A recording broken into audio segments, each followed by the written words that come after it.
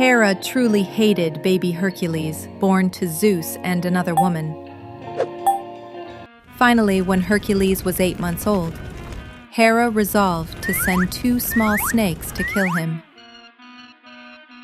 Alcmene heard Iphicles' screams coming from the children's room and rushed over.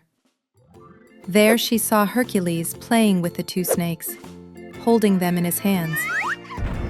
Strong even as a child, Hercules could grasp both snakes tightly at once and kill them. After overcoming that first difficult ordeal, Hercules grew into a powerful young man. The grown Hercules went to aid Thebes when the kingdom of Orchomenus was tormenting them. As a reward for his valor, he won the hand of Megara, Thebes' beautiful princess, as his wife. Hercules was the luckiest man in the world. He lived happily with Megara and had 2 sons. Hera watched this unfold and grew spiteful once more.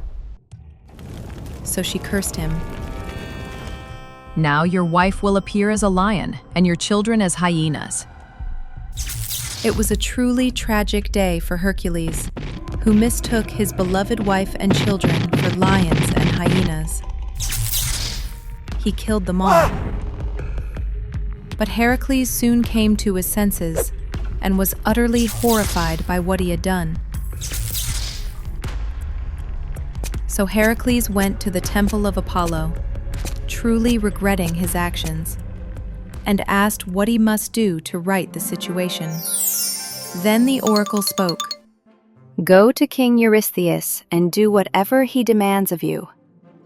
His grandfather was Perseus, who, thanks to Hera's cunning scheme, had once become king of Mycenae in Hercules' place. King Eurystheus feared Hercules greatly and imposed upon him 12 labors that seemed impossible for any human to accomplish. I'll tell you about those 12 labors next time.